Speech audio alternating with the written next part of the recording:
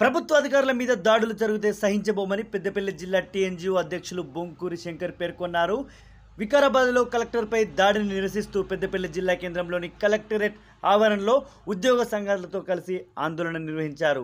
ప్రభుత్వానికి ప్రజలకు మధ్య వారధిగా ఉండే ప్రభుత్వ అధికారులపై దాడులు చేస్తే సహించబోమని, రానున్న రోజుల్లో ఇలాంటి చర్యలు చేపడితే కఠిన చర్యలు తీసుకునేందుకు వెనకాడబోమంటూ ఉద్యోగ సంఘాలు పేర్కొన్నారు.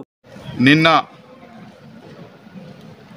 జరిగినటువంటి ప్రభుత్వం ఇచ్చినటువంటి ఆదేశాలకు అనుగుణంగా వికారాబాద్ జిల్లాలో గౌరవ కలెక్టర్ మరియు ఆర్డీఓ స్థాయి అధికారులు మరి ఉద్యోగులు మరి సర్వేలో భాగంగా ప్రభుత్వం ఇచ్చినటువంటి ఉత్తర్వుల్లో భాగంగా మరి వికారాబాద్ జిల్లాలో వెళ్ళినప్పుడు మరి కొందరు దుండగులు మరి అలా కలెక్టర్ వెహికల్పై, అలాగే గౌరవ కలెక్టర్పై, అలాగే ఉద్యోగస్తులపై దాడి చేయడం జరిగింది. దీన్ని యావత్ పెద్దపల్లి జిల్లా ఉద్యోగుల పక్షాన తీవ్రంగా ఖండిస్తూ ఉన్నాం.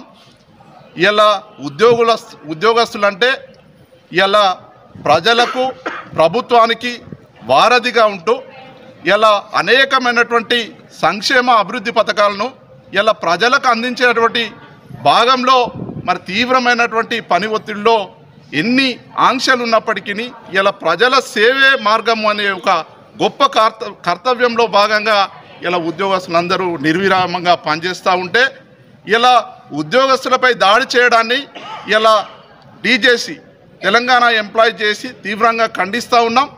ఇలా ఉద్యోగస్తులందరూ కూడా యావత్ రాష్ట్రంలో ఉన్నటువంటి ఉద్యోగస్తులందరూ కూడా 10 లక్షల మంది ఉద్యోగస్తులందరూ కూడా అలా కాంట్రాక్ట్ అవుట్సోర్సింగ్ ఇలా టీజీఓస్, టీఎన్జిఓస్ తర్వాత అనేక రకాలైనటువంటి వివిధ శాఖల్లో పనిచేస్తున్నటువంటి ఉద్యోగస్తులందరూ కూడా ఇలా తీవ్రంగా ఖండిస్తూ ఉన్నాం.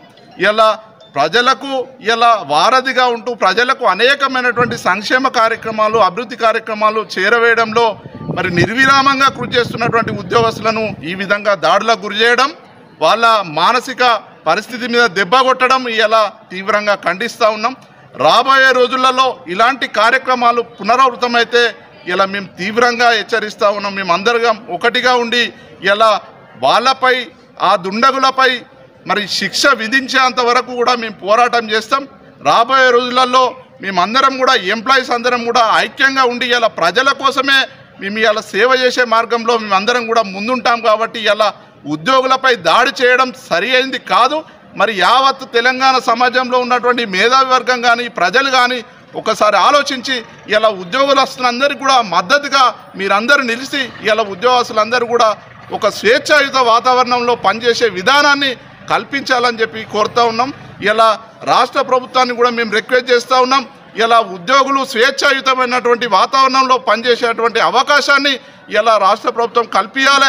ఉద్యోగులందరూ అభద్రతా భావానికి లోనయ్యే పరిస్థితి ఇలా ఉంది. కొన్ని చోట్ల సర్వేకి పోతూ ఉంటే కుక్కలు నిడిచిపెట్టడం, కొన్ని చోట్ల మరి ఉద్యోగులపై దాడి చేయడం మరి నిజంగా కూడా ఈ హేయమైనటువంటి చర్య.